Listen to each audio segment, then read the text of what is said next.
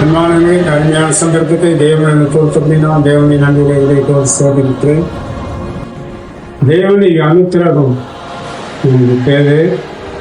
நேரத்தில் எனக்கு கருத்து வழி தலைவலி இதோடு கூட தேவனுடைய வாக்கை தியானித்து தேவனுடைய செய்கிறார். அன்பானவர்களே, தேவனுடைய கிருபை மேலான ஒரு கிருபைக்கு இறக்க முடிவே இல்லை. அவன் போல் இருந்து பலத்த காரியங்களை செய்ய சித்தமாக இருக்கிறார்.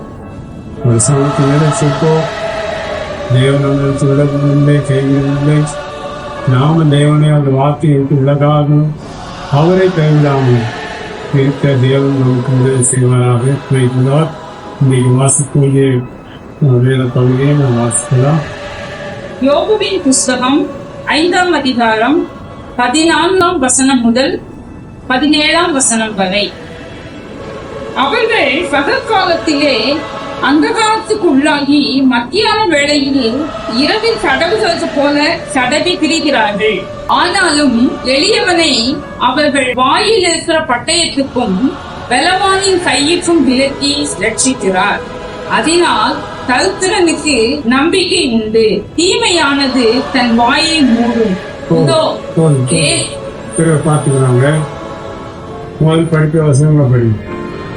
அவர்கள் பகல் காலத்திலே அந்தகாரத்துக்கு உள்ளாகி மத்தியான வேளையிலே இரவில் தடவுகிறது போல தடவி இந்த வாழ்க்கைக்கு நாம் இன்றையெல்லாம் கொடுத்து சொல்வதா, அவர்கள் பகல் காலத்திலே தடவுகிறது போல தருகிறார்கள். கீழே அவர்கள் பகல் காலத்திலே அந்தகாரத்துக்கு உள்ளாகி மத்தியான வேளையிலே இரவில் தடவுகிறது போல பகல் காலத்திலே அந்தகாரத்தில் உள்ளாகிறாங்க. பகல் காலத்திலே இரவில் தடவுவது போல பகலே தடவு. இதற்கு அதிகமாக புரிந்து கொள்ளக்கூடாது. தடவு இருக்குன்னா இரவில் தடவுறது போல பேசுறது. பகலே அவர்களுக்கு இரவு போல மாறி, பகலே ஜனங்களுக்கு இரவு போல மாறிட்டு இரவுல எப்படி அவங்க கண்டுபிடிக்கிறோமோ அது போல்தான் பகலில் அவர் இருக்கிறார்கள். காரணம் என்ன? பகல் என்பது வெளிச்சம். வெளிச்சம் தேவப்பிள்ளைகளுக்கு போய்விட்டால் அவங்க கண்கள் பார்வை இருந்து போகும். அவனுக்கு எதுவுமே தெரியாது. நம்ம அது மேலுள்ள வாக்கியம் என்ன இருக்கிறதுல படிங்க. அவர்கள் பகல் காலத்திலே அந்தகாரத்துக்கு உள்ளாகி, பகல் காலத்துல அந்தகாரத்துக்குள்ள உள்ளாகலாம். பாருங்க, இது எவ்வளோ பெரிய மோசமான நிலைமை பாருங்க. பழங்காலத்திலே தேவன் ஒருங்கிணைத்தார்கள். தேவன் ஜனங்கள் அந்தகாரங்களுக்கு உள்ளாகிறார்கள். ஏன் அவர்கள் அந்தகாரங்களுக்கு உள்ளாகிறார்கள்? காரணம் இல்லை. தேவன் மேலுள்ள நம்பிக்கையாளர்களுக்கு அச்சு போயிருக்கும்.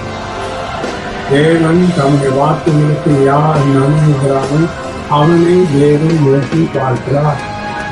அவன் மீது தன் கண்களை வைத்து அவனுக்கு ஆலோசனை கொடுத்தார்.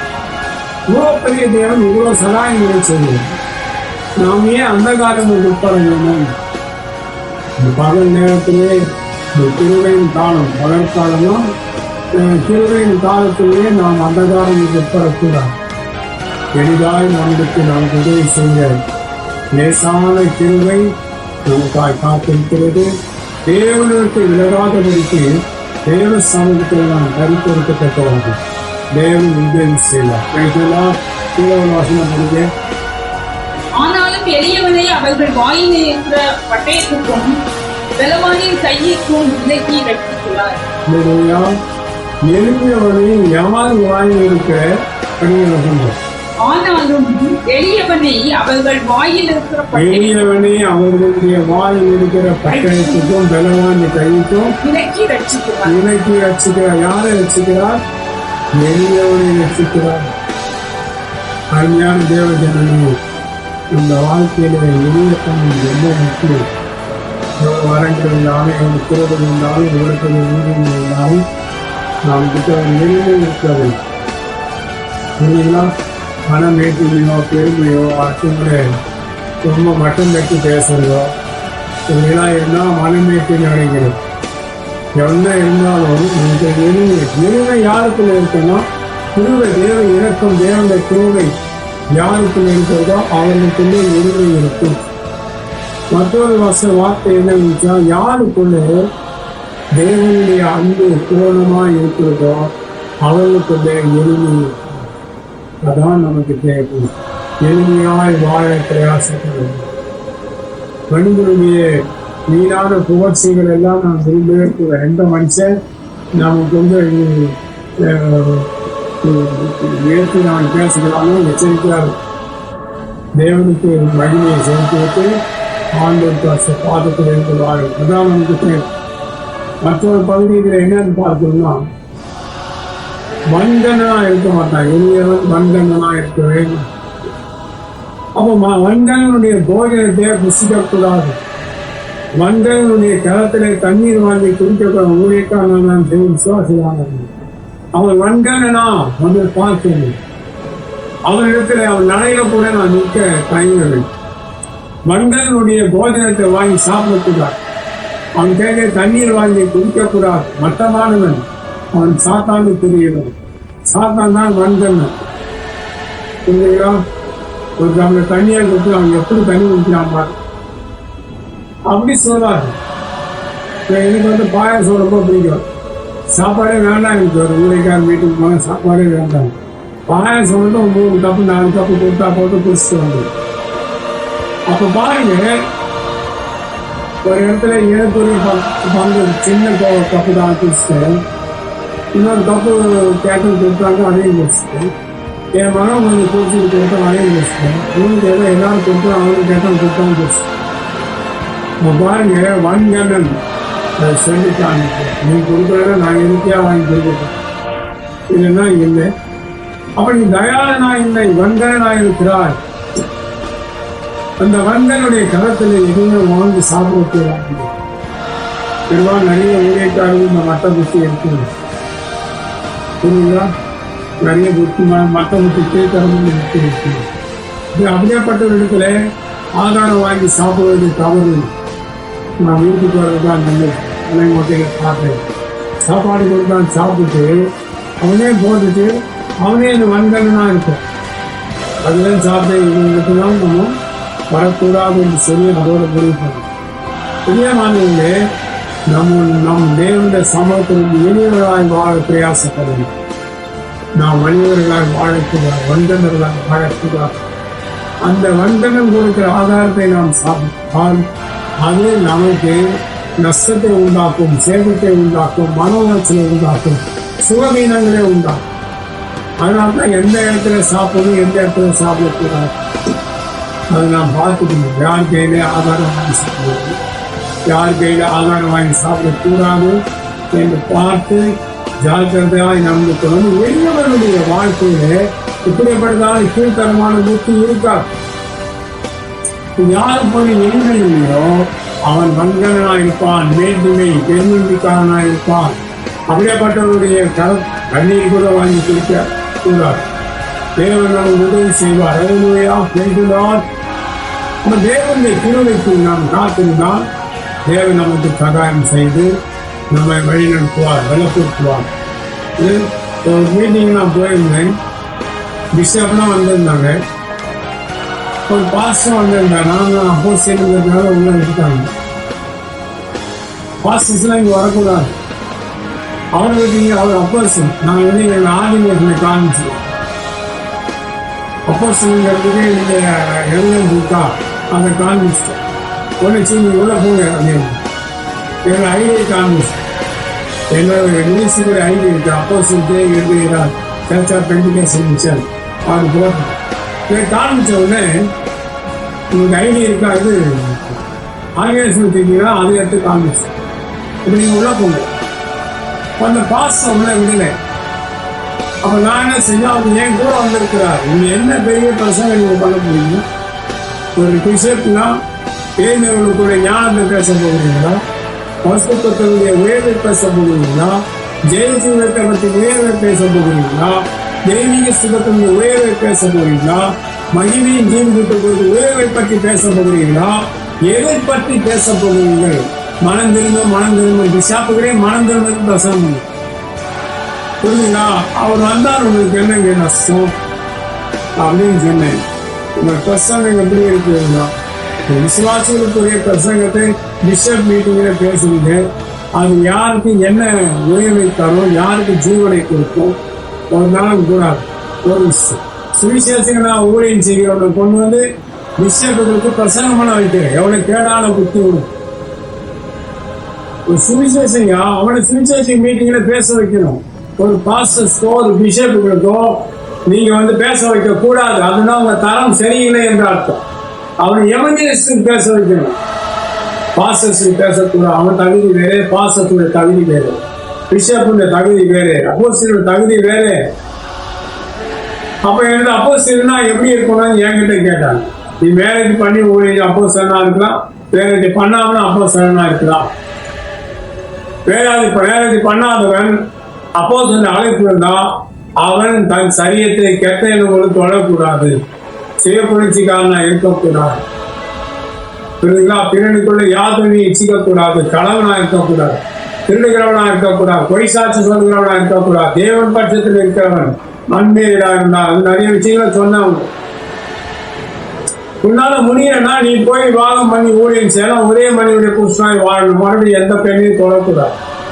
இதான் அப்போஸ்தலனுடைய பிரதிஷ்டை, ஜீவித ஒழுங்கு. இதுதான் அப்போஸ்தலன் என்னங்க, ஒரு ஒர்க்கு, அவ்வளவுதான், வேலை. சுவிசேஷனுக்கு ஒரு வேலை, சபை போதகனுக்கு ஒரு வேலை, மேய்ப்பனுக்கு ஒரு வேலை, தீர்க்கதரிசிக்கு ஒரு, அது போல ஒரு வேலை அப்போஸ்தலன். அதெல்லாம் பெரிய விஷயம் அவனுக்கு கிடையாது. ஆனா அவனுக்கு போய் ஜீவித ஒழுங்கு என்பது வேலை. அப்போ கல்யாணம் பண்ணி ஊழியம் செய்யலாம். அப்போஸ்தலன் அதுக்கு இருந்தா கல்யாணம் பண்ணி ஊழியம் செய்யலாம், கல்யாணம் பண்ணாமலும் ஊழியம் செய்யலாம். அவர் எப்படி கல்யாணம் பண்ணிட்டு அவர் எப்படி கல்யாணம் பண்ணாம அவர் எப்படி தன்னை அப்போஸ்தலன் சொல்லணும்? அதை கூப்பிட்ட கல்யாணம் பண்ணாம இருந்தா அப்போஸ்தலனா இருக்கலாம், கல்யாணம் பண்ணணும்னு இருக்கலாம். நீ உன் சரீரத்தை தப்பா தொட்டு பாவம் செய்துட்டு ஒரு பெண்ணை நிறுத்து உன் அசைமைகளை தொட்டு இந்த வெளியேற்றினா அப்போஸ்தலனுக்குரிய பிரதிஷ்டை உங்கள்கிட்ட கிடையாது. அதுக்கு நீ கல்யாணம் பண்ணி ஊழியம் செய்யலாம். வேதத்தை சரியாய் அறிந்து பார். ஒன்னில்லாத உபதேசத்தை சொல்லிட்டு உன்னை நீ ஏமாத்திக்கிட்டா நீ எந்த பருவத்துக்கு போக முடியாது. விஷயம்னா நீ தேறினவர்களுக்குள்ள ஞானத்தை பேசியா? விஷயம் என்றால் தேறினவர்களுக்குள்ள ஞானம். நீ அங்க மனம் திரும்பலை பத்தி பேசலாம் அப்படின்னா அர்த்தம் நேரம் விஷயம்னா வைப்பாட்டிகளை வச்சுருக்காங்க. அதனாலதான் மனம் திரும்பி ஒரே மனுடைய புஷ்ணாயிரு, நீ வைப்பாட்டிகளை வச்சுக்காத. அவனுக்கு அது தேவைதான். நான் சரி, இந்த பிரச்சனை வேணாம், தேறினதை பேசு, தேறினவனா பேசு, தேறின வேத பாதகனா பேசு. தேறின வேத பாதகங்களுக்குள்ள நீ தேறின வேத பாதகனா இருந்து பேசு. விசுவாசிகளின் பிரசங்கத்தை ஊழியக்காரங்க விஷயங்களுக்கு வந்து பேசுறியா? நீ அவனை பாசம் பேச விடலாமா? பிஷப் ஆர்டினன்ஸ் மாணவர்களுக்கு சுவிசேஷங்களுக்கு பேச வேண்டுமா? பேசவே கூடாது, பேச வைக்க கூடாதுங்க. நாம் தேவன் புரிந்து கொள்ள சரியா? அப்ப நாம் தேவனுடைய பரிசுத்தத்திலே தேர்ந்தவனை கொண்டு வா, விசுவாசத்துல தேர்ந்தவனை கொண்டு வா. சிலருக்கு சபை இருக்கும், சில சபை இருக்கா. சபை இருக்கிறவன உயர்ந்தவனா?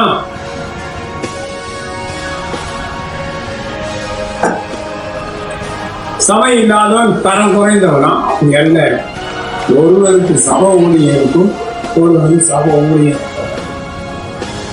சபை பெருசா வச்சிருந்தா அவன் தேவன் அதிகமா ஆசீர்வதித்திருக்கிறாரா? எத்தனை பொய்க்கணக்கு இருந்திருக்கு சொல்லு.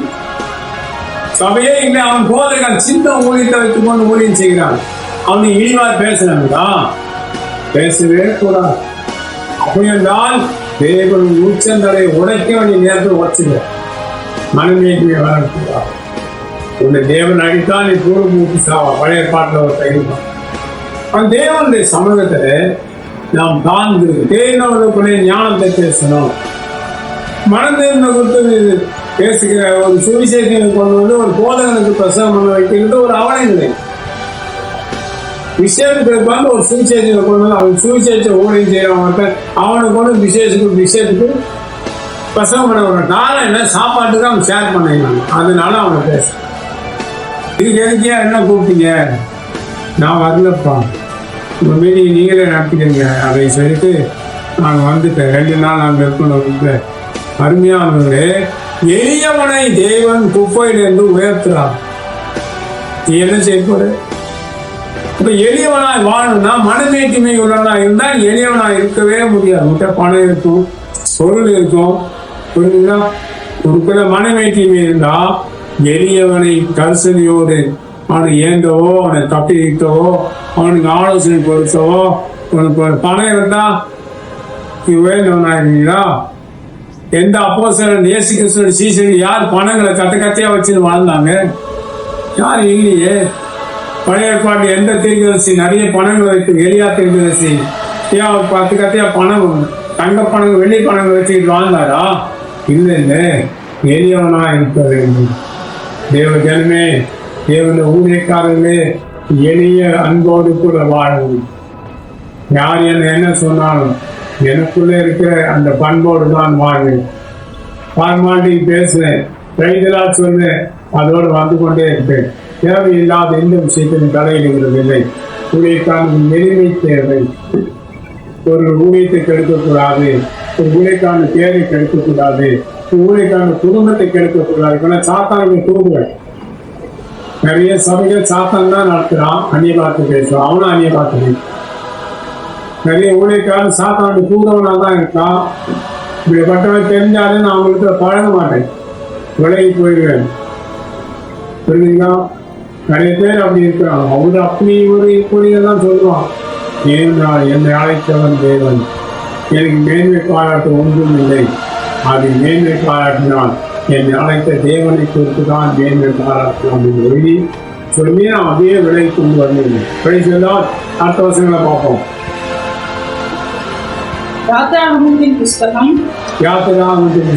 23ஆம் அதிகாரம் 23வது அதிகாரம் 2வது வசனம். தீமை செய்ய திரளான பேர்களை பின்பற்றாது இருப்பாயாக. சொல்லுங்களா? தீமை செய்கிறதுக்கு திரளான பேர்களை பின்பற்றக்கூடாது. கேட்பீங்க, வழக்கிலே நியாயத்தை புரட்ட மிகுதியானவர்களின் பட்சத்தில் சாய்ந்து உத்தரவு சொல்லாது இருப்பாயாக. வழக்கிலே நியாயத்தை புரட்ட மிகுதியானவர்களின் பட்சத்தில் சாயவே கூடாது. உத்தரவு சொல்லாது இருப்பாயாக. சொல்லவும் கூடாது. தேவனுடைய ஊழியக்காரருடைய வாழ்க்கையை அந்த வசனத்தை படுத்திப்பாங்க. நாம் எப்படி வாழுங்கிறது ஒழுங்கு. நம்முடைய வாழ்க்கையை நாம் தாறுமாறு ஆக்கக்கூடாது. மற்ற பணம் இருக்கும், செல்வாக்கு இருக்கும், அவங்க சாதகமாக தீர்ப்பு சொல்ல. ஒரு கேரளத்து பாஸ்டர், சந்திர பாஸ்டர், எனக்கு சென்ட்ரல் பாஸா இருந்தா டிபி மோனே, கரையின பெண் குட்டிகளை நம்புறது, கரையின ஆண்களை நீ நம்பக்கூடாது. அவன் சொல்லுவார் பாருங்க. அவன் கதையெல்லாம் சொன்னான். என் இடத்துல நிறைய பசுத்தவான்களை பழகியிருக்கிறேன். அதான் எனக்கு பாக்கியம். யார் இடத்துலயே நான் அளவுக்கு மீறி பழக விரும்பவில்லை. தேவன் போதும். நானும் சீட்டு விட்டு நிறைய ஊழியக்காரர் வந்து வெளியே வந்து பார்க்குறேன். அவங்க நிலைமையெல்லாம் பெருதா பணம் இருக்கு, நிலைமை மோசமாக இருக்குது. எப்படி பரலோகத்துக்கு போவார்களோ, இது எப்படி பரலோகத்துக்கு ஜனங்களை ஆயத்தப்படுத்துவார்கள், பரலோகத்துக்கு எப்படி ஜனத்தை கொண்டு போவார்கள், அனுப்பி வைப்பார்கள், எதுவுமே தெரியும். சரி, அவர்கள் 10 பேர் கை தட்டுறாங்க, இங்கே சேர்த்து கை தட்டுறாங்க. நம்ம வாழ்க்கையை நாம் சரியாக வச்சிருக்கோம். நம்ம ஊழியத்தில் நம்ம ஜீவெல்லாம் சொல்லிக் கொடுத்தா சீக்கிரம். பிரசங்கம் பெரியதல்ல, ஊழியம் பெரியதல்ல, நம்முடைய ஜீவியம் மாத்திரமே தெரியும். ஜீவியம் தான் தேவனுக்குமே நம்மளை கொண்டு நிறுத்துமே ஒழிய நம்ம ஊழியம் நிறுத்தார். நாம் செய்கிற தேவனுடைய ஊழியத்துக்குரிய பிரதிபலனை நாம் வாங்க வேண்டும். அதுக்கு தேவனுக்கு உங்களுக்கு இருக்கணும்னா நம்ம ஜீவிதம் தான் முக்கியம். பரிசுத்தம் நம்முடைய அலங்காரமா இருக்க வேண்டும். எளிமை நமக்கு அலங்காரமா இருக்க வேண்டும். தேவனுடைய சுபாவங்கள் நமக்கு அலங்காரமா இருக்கும். உடன் ஊழியர்களுக்கு எளிமையை குறித்து பேசணும். நிறைய சபைகளிலே அடியாட்களை வைத்திருப்பார்கள், விசுவாசில அடியாட்களை வைத்திருப்பார்கள். அவனுக்கு என்ன 10 ரூபா கொடுத்து கொஞ்சம் சோறு போட்டா உங்களுக்கு அடியாள வேலை செய்யும். இது ஒரு சபை ஊழியக்காரன் நான் பார்த்துருக்கிறேன். அவன் தானும் கேட்டு தன் உணவு ஊழியர்களையும் கெடுத்து நாசம் பண்ணிடுறான். அவன் பரலோகத்துக்கு போகிறதுலே அவங்க ஊழியர்களையும் பரலோகத்துக்கு போகிறது. எளியவர்களாய் வாழ பாருங்கள். கொடுக்க புத்திகளை உங்களை வச்சு அகழ்ந்து போங்கள். வாக்கியம் அடுத்த வாரம் பார்க்கலாம். அதாவது தேவனுடைய கிருபை என்பது நமக்கு முக்கியம், தேவனுடைய அபிஷேகம் என்பது நமக்கு முக்கியம். நாம் மனமேற்றி அடையக்கூடாது, மற்றவர்களை திருப்தி படுத்த வேண்டும். நாங்களாம் அள்ளி கொடுத்து வாழ்ந்தவங்க, கிள்ளி கொடுத்ததுங்க, அள்ளி கொடுத்து வாழ்ந்தது. வீட்டிலிருந்து என் பசுத்தமான அள்ளி கொடு, அள்ளி கொடு. தேவனுடைய காலம் விசாலமா இருக்கிறது, உன் காலம் விசாலமா இருக்கட்டும். அள்ளி கொடு, நீ கிள்ளி கொடுக்காது, அள்ளி கொடு. என் விசுவாசத்தில் நான் செய்த நன்மைகளை, யாருக்கு என்னென்ன நன்மைகளை செய்தேன் யாருக்கு நான் சொன்னதே கிடையாது. இந்நாள் வரையில் புரிஞ்சுங்களா? இந்நாள் வரையில் ஆடி மாதம் காற்றுல கட்டுமரம் போயிட்டு வாடகைக்கு தான் அந்த கட்டுமரத்தை சென்றார். அந்த அலை பெரிய அலை இந்த மாதிரி கிடையாது, அந்த பெரிய பெரிய அலை. அந்த அலையில கட்டுமரம் புரண்டு விட்டது. கையில இருந்து ஒரு கம்பு வச்சிருக்கோம், 15-20 அடி நீளம் இருக்கு. அந்த கம்பு கரையிலிருந்து குத்தி கட்டுமரத்தை உள்ள தள்ளுவார். புரண்ட உடனே கட்டுமரம் அந்த விலகிட்டு கை அந்த கொம்பு தண்டு சொல்லுவாங்க, தண்டு வலிக்கிறவர்கள். அந்த தண்டு விலகி போயிட்டு போன தண்டு பெரிய அலையில சிக்கி திரும்பி வருது. முனையில கூறாதான் திரும்பி வந்து இங்க குத்தி வெளியில வந்துச்சு. அதுல அந்த மனுஷன் லிவர் நேரா குத்துறதுனால அவன் செத்து போய்விட்டான். உள்ள தண்ணி போயிட்டு வயிற்றுக்கு. இந்த சகோதரன் செத்ததுனால அந்த அம்மா விடவாயிட்டாங்க. 2 பிள்ளைகளை வளர்த்தணும். பாவம் அந்த மீன் வித்து தான் பிழைக்கும். வீட்டை விட்டு வெளியே வராத அந்த அம்மா மீன் வித்து பிழைக்கிற அளவுக்கு சூழ்நிலை புருஷன் செத்துட்டார். அவங்க கிட்ட மீன் எடுப்பேன். எங்களுடைய ஊழியக்கார மீட்டிங்லாம் போனா அவங்க கிட்ட மீன் எடுப்பேன். ஆர்சி கிறிஸ்தவங்க அவங்க கிட்ட மீன் எடுத்து அவங்க கேட்கறத விட காசு அதிகமாக கொடுப்பேன். எக்ஸ்ட்ரா மீன் வேணும்னா அவங்கள வச்சுதான் வாங்க வைப்பேன். அந்த கடையில் எக்ஸ்ட்ரா நீங்களும் வாங்கி கொடுங்க. அவங்க ஒரு ரேட்டுக்கு மீன் எடுத்துக்கிட்டு நான் ஒரு ரேட்டு கொடுத்து எடுப்பேன். அவங்களுக்கு ஐயா அவங்ககிட்ட அந்த ரேட்டுக்கு எங்கிட்ட இப்படிதான் எடுத்தேன். அதெல்லாம் வேண்டாம், அவங்களுக்கு மீன் அவங்ககிட்ட அவங்ககிட்ட தான் வாங்கும். ஏன்னா அந்த பணம் அவர்களுக்கு ரொம்ப உதவியாக இருக்கும். அப்போ நான் என்ன செய்தேன், ஒரு கட்டுமானம் செகண்ட் ஹேண்ட் வாங்கி கொடுத்தேன். ஒரு போட்டு வாங்கி கொடுத்தேன். அப்போ 36,000 ரூபா ஒரு போட்டு, ஃபைபர் போட்டு. கட்டுமானமும் வாங்கி கொடுத்தேன். அந்த போட்டோட நீளம் 20 அடிக்கு மேலே இருக்கும். ஒரு 5-6 அடி ஆகணும். அருமையானவர்களே, நல்ல தங்கூஸ் வலை, இறால் பிடிக்கிற வலை வாங்கி கொடுத்தேன். 2 வலை. ஒரு வலை போட்டுட்டு வந்து விடுவாங்க. மறுநாள் போகும்போது இந்த வலையை எடுத்து கொண்டு போய் அங்கே போய் இந்த வலையை எடுத்துட்டு அந்த வலையை போட்டுருவாங்க. இறால் சீசன்ல அதுல எல்லாமே மாட்டிக்கும். பெரிய பெரிய இறாலாம் மாட்டி அப்படியே சுத்தி வலிச்சு அப்படியே அள்ளி அப்படியே தூக்கி போட்டு வச்சு கடையில் வந்து தட்டினா அதில் 200 கிலோ 500 கிலோ இறால், எல்லாம் தரமான இறால். 2 நெட்டு வாங்கி கொடுத்த கண்ணி என்று சொல்லுவார்கள், சுருக்கு வலை என்று சொல்லுவார். இதெல்லாம் வாங்கி கொடுத்தாங்க. அதுக்கப்புறம் அவங்க பட்ட கஷ்டம். அப்போ 75,000 ரூபாய் கடன், அதை அடைக்க முடியாது. இந்த கடன் எல்லாமே அடைச்சிட்டாங்க. போட்டையும் அவங்க வச்சுக்கிட்டாங்க. அவங்க சுயட்சமாயிட்டாங்க. குடும்பத்தில் இந்த அம்மா இறந்து போயிருப்பாங்க. அருமையானவர்களே, நாங்கள் ஒரு நாளுக்கு யாருக்கு உதவி செய்வது நாங்கள் சொல்லி காட்டவே மாட்டோம். ஆளை காண்பிக்கவே மாட்டோம்.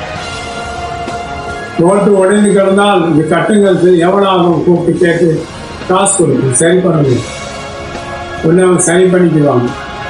நாங்கள் அப்படின்னா அவங்க வாங்குறது மட்டும் இல்லைங்க, கொடுக்கறது எங்கள் கரங்களை நாங்கள் திறந்து வைத்திருக்கோம்.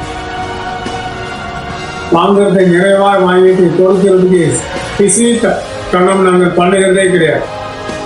இதுதான் எளிய வாழ்க்கை. வாங்குவது தெரியும், மற்றவர்களை வாழ வைக்கவும் தெரியும். எனக்கு ஒருவர் சொன்னார், வாழுங்கள் ஆசை, நல்ல ஒரு ஆட்டுக்கறி பிரியாணி சாப்பிடணும்னு ஆசை. இது வாங்க கூட்டிகிட்டு போனேன். அவங்க ஹோட்டலுக்கு அங்கே தான் சுத்தமான ஆட்டுக்கறி போடுவாங்க. மற்றதெல்லாம் கந்துக்குட்டி கறி மிக்ஸ் பண்ணி போடுவாங்க. அந்த ஹோட்டல் தான் சுத்தமான ஆட்டுக்கறி இருக்குது. 250 ரூபா ஒரு பிளேட். இவ்வளோ தான் இருக்கும் சாதம். நல்ல இவ்வளோ கறி ஆட்டுக்கறி டேஸ்ட் தான் நமக்கு நல்லா தெரியும்ல. ஃபஸ்ட்டு ஒரு பிளேட் சாப்பிட்டார். முகத்தை பார்த்தார். இன்னொரு பிளேட் சொன்னேன், மறுபடியும் சாப்பிட்டார். மூன்றாவது பிளேட் சொன்னேன், மறுபடியும் சாப்பிட்டார். அவருக்கு ஆசை இந்த ஆட்டுக்கறி பிரியாணி சாப்பிடுது. நான் ஒரு பிளேட் 1.5 பிளேட் சாப்பிட்டேன். கல்யாணங்களே, வாங்கி கொடுத்ததே நான் யாருக்கும் சொன்னது கிடையாது. அவர் போய் சொல்லிட்டாங்க, ஆட்டுக்கறி பிரியாணி சாப்பிடுன்னு சொல்லிட்டு அவங்ககிட்ட கூட்டிட்டு 3 பிளேட் ஆட்டு பிரியாணி வாங்கி கொடுத்தார். சிக்கன் தண்டா வாங்கி கொடுத்தாரு. அப்ப நம்ம யாருக்கு உதவி செய்ததை, அப்பம் கொடுத்ததை அடுத்தவருக்கு அறிவிக்கவே கூடாது, சொல்லக்கூடாது. பெரியவனாய் தேவஸ்தானத்தில் வாழணும், அள்ளி கொடுக்கணும், கருத்தை விழிக்கக்கூடாது. எல்லாம் கொத்துறது. புரோட்டா சாப்பிட 62 புரோட்டா சாப்பிட்டேன். எங்கள் ஊரில் ரிசி ஹோட்டல் நிறைய சுற்றி இருக்கும். 1/2 கிலோமீட்டர் 1 கிலோமீட்டர் 1.5 2 கிலோமீட்டர் வரும். 62 புரோட்டா சாப்பிட்டாங்க. வாங்கி கொடுத்தேன் நான். எல்லாம் சாப்பிட்டாரு. அருமையாங்க. அப்படி சாப்பிட வச்ச கை தான் இந்த கை. ஒருத்தன் என்கிட்ட வாங்கி சாப்பிட்டு அவன் எனக்கு வாங்கி கொடுத்தா போய் சொன்னான். கடைசியில் அவனை பார்க்க வச்சு நான் சாப்பிட்டேன். வாங்கி கொடுக்க நின்று வேடிக்கை பார்த்துட்டு உட்காந்து வேடிக்கை பார்த்து எழுதி போயிட்டான். அவன் வாங்கி கொடுத்து எழுதி போயிட்டாங்க. என் கையில வாங்கி சாப்பிட்டுட்டு அவன் எனக்கு வாங்கி கொடுத்துருவாங்க. அதில் ஒரு 2 நண்பர்களையும் கூட்டிட்டு வந்து போவோம் வாங்கி தருவோம். நான் பார்த்து சாப்பிட்டேன். என் பிள்ளைக்கு பார்சலில் வாங்கினேன். நான் பார்த்து வந்தேன். எங்களுக்கெல்லாம் ஒன்றும் இல்லையா, நீங்கள் தான் எல்லாருக்கும் சாப்பாடு வாங்கி கொடுத்துருந்தாங்க. இந்த ஆள் வாங்கி கொடுக்க கூப்பிட்டு வந்தாங்க. ஏன்னா நான் வாங்கி கொடுத்து சாப்பிட்டு அவர் வாங்கி கொடுத்து நான் சாப்பிட்டேன்னு சொல்லி ஆமாம் அப்படிதான் சொன்னாங்க. கேட்டுப்பாங்க யார் வாங்கி கொடுத்தாரு. அதெல்லாம் நான் பேர் கேட்டுக்கேன். நாங்கள் வாங்கி கொடுப்போம், ஆனால் யாருக்கும் சொல்லி காட்டணும். உதவி செய்வோம், யாருக்கும் நாங்கள் சொல்லி காட்டணும். அருமையானவர்களே, என் பரிசுத்தவான்கள் எங்களை நல்ல எளிமையானவர்களாக வளர்த்திருக்கிறார்கள். அவங்களை வளர்த்த விதம் தான் இன்றைக்கு தேவன ஊழியத்தை செய்ய வைக்கிறேன். நான் வெளியே வந்து எதுவும் படிச்சுக்கிறேன். இருக்கிற உண்மையை படிச்சு நேர்மையா இருப்பார். காட்டாத்தோரையில் கன்னியாகுமரி மாவட்டத்தில் தாமஸ் என்று இருந்தார். அவர்கிட்ட விவாக வாழ்க்கையை பற்றி சொல்லி கொடுத்தார். இந்த 2 பேர் தான். வேற எந்த ஊழியக்காரங்களையும் எந்த நல்ல விஷயத்தையும் நான் கற்றுக்கல இல்லை. அவங்ககிட்ட ஊழியம் இருக்கு. ஜீவித ஒழுங்கோ ஜீவியத்தில் உயர்வோ அவங்ககிட்ட இருக்கார். நான் தேவ சமூகத்தில் இருக்கு.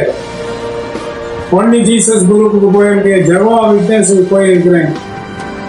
புரியுதுங்களா? பின்காம் அப்படின்னு ஒரு குரூப் இருக்குது. பசங்க நல்லா பண்ணிடுவாங்க. கடைசியில் பின்காம் இஸ் கமிங் சூன் என்று சொல்லி அவர் தான் மேசி, அவர் தான் கிறிஸ்து என்று சொல்றார். அடுத்து என்ன, ஒன்லி ஹோஸ் என்ற ஒரு டீம் இருக்கு. அவங்க கூட போய் உட்கார்ந்து ஊழியம் செஞ்சிருக்க ஆராயணம் இருக்கிறேன். அதுக்கு வசன ஆதாரங்கள் நிறைய இருக்கு. பிதாவின் ஆளுகை 1, குமாரன் ஆளுகை 2, இன்றைக்கு பரிசுத்த ஆவியானவருடைய ஆளுகை இருக்கிறது என்று சொல்லி அதுக்கு நிறைய வசனங்களை கோடிட்டு அவர்கள் பிரசங்கிக்கிறார். ஒரு உபதேசம் இயேசு கிறிஸ்து வீட்டு கோடிட்டு நிறைய வார்த்தைகள் இருக்குது. சர்ச் ஆஃப் கிரைஸ்ட்ல இருக்கு. அதை முன்வைத்து பேசுகிறார். ஜெகோவா விட்னஸ்ல ஜெகோவா மூத்தவர், அவரின்றி யாரும் இல்லை என்று சொல்லி ஒரு உபதேசம் வைத்திருக்கிறார்கள். அதை பற்றி அவர் பேசுகிறார். அங்கேயும் போயிருக்கு. ஒவ்வொரு இடத்திலும் போய் அவரெல்லாம் பார்த்து கடைசியிலே ஆண்டவர்கிட்ட கேட்டேன், ஆண்டவரே ஏற்கனவே ஒரு பேர்ல ஊழியம் செய்தேன். அந்த டாக்குமெண்ட்ஸ் எல்லாமே காணாம போயிடுச்சு. எல்லாமே காணாம போயிட்டுங்க. ஜெராக்ஸ் கூட எங்கள்கிட்ட கிடையாது. அப்படியே விட்டு ஆண்டவர் சமூகத்தில் ஊழியம் செய்து அப்படியே இருந்தேன். அந்த பேர்ல ஏசியா மிஷன் சேரிட்டபிள் ட்ரஸ்ட் ஒன்று தனியாக போட்டிருந்தேன். அது இல்லாமல் என்கிட்ட வச்சிருக்கேன். ஆனால் ரொம்ப நாள் காத்திருந்தேன். ஒரு நாள் கேட்டேன், எனக்கு என்ன பேர் கொடுக்கும், அது போயிடுச்சுயா, யாருக்கு எனக்கு கிடைச்சது தெரியல. நான் பைக்கிலும் போயிட்டு நான் என்ன செய்ய போகிறேன், இப்போ எனக்கு எந்த நேரம் நான் ஊழியம் செய்யணும், எல்லாருக்கும் ஒரு பேர் இருக்கு. அப்போ ஜெர்மனி கொண்டு கப்பலில் உட்கார்ந்து இருக்கிறேன். அப்போ ஆண்டவர் சொன்னார், சர்ச் ஆஃப் பெண்டிகாஸ்ட் மிஷன். இதில் யார் வேலையானா செய்வாங்களே. மறுபடியும் அதே சொன்னோம். அவனே என் மகன்கிட்ட சொன்னேன், இந்த பேர்ல எந்த மினிஸ்டா இருக்கான்னு சர்ச் பண்ணி பாருங்க. எதுவுமே இல்லை. அதுக்கு வேண்டிய ஏற்பாடுலாம் செய்து நாங்கள் ரிஜிஸ்ட்ரேஷன் பண்ணி பேன் கார்டு வாங்கினோம், டுவெல்லையை வாங்கினோம், டர்பலை ரிஜிஸ்டர் பண்ணோம். இன்னும் ஒரு விஷயம் இருக்கு, அது வெயிட்டிங்கில் இருக்கு. அப்போ சிலர் என்ன செஞ்சாங்க, இந்த பேரை பார்த்துட்டு ஒருத்தன் நிறைய பேர் இந்த பேர் ஏன்னா ரிஜிஸ்டர் பண்ணிக்கலாம், அந்த பேர் நாம ரிஜிஸ்டர் பண்ணிக்குவோம். நிறைய கூமுட்டைகள் கிணறுல கூமுட்டைன்னு சொல்லுவாங்க. என்ன அரணுசு இந்த பேர் நான் ரிஜிஸ்டர் பண்ணிக்கலாம்னு பார்த்தோம். இந்த பேரை ரிஜிஸ்டர் பண்ண முடியாது. ஏன்னா தர்மனை ரிஜிஸ்டர் பண்ணிக்கல. ரொம்ப ஆசைப்பட்டாங்க இந்த பேர்ல அவங்க ரிஜிஸ்டர் பண்ணிக்கணும். புரிஞ்சுங்களா? அவனுக்கு எப்படி யாருக்குலாம் சொல்லுங்க. அந்த அறவேக்காடு உனக்கு இருக்கிற புத்தி எனக்கு இருக்காதா? என் தேவன் ஞானம் உள்ள தேவன். சர்ச் ஆஃப் பெண்டிகோஸ்டல் மிஷன் சொன்னது. நாங்கள் சர்ச் பண்ணி பார்த்து எதுவும் இல்லைன்னு ஒன்று ஏற்பாடுலாம் பண்ணி அதை நான் பண்ணிடுறேன். இவ போய் இப்படி செஞ்சிருக்கிறாங்க. நாம் அதை பண்ணான்னு பார்த்தேன். நான் செக் பண்ணி பார்த்தா தர்மனை ரிஜிஸ்டர் பண்ண ஒரு ரூல்ஸ் போடுறான். கூப்பிட்டேன். புரிஞ்சுங்களா? தேவன் நமக்கு கொடுத்தா. உனக்கு ஊழியம் இருக்கியா? நேம் ரிஜிஸ்டர் பண்ணியிருக்கிற. உபதேசம் வச்சிருக்கியா? நான் உபதேசம் வச்சிருக்கிறேன். எனக்கு என் ஊழியத்துக்கு உபதேசம். புரியுதுங்களா? என் ஊழியத்துக்கு நான் உபதேசம் ஒழுங்கு வைத்திருக்கிறேன். ஊழியம் இருக்கலாம், சபை இருக்கலாம். உனக்கு ஒழுங்கு இருக்கா? உபதேசம் வச்சிருக்கிறியா? இல்லவே எனக்கு அது உபதேசம் வச்சிருக்கேன். ஊழியத்துக்கு உபதேசம் ஒழுங்கு இருக்கு. அதன்படி தான் நான் வாழ்ந்து கொண்டேன். ஆனால் எளிவனாய் வாட தேவன் எனக்கு உதவி செய்கிறார். எழுதுகிறார். இந்த ஒரு வசனத்தை பார்க்கலாம்.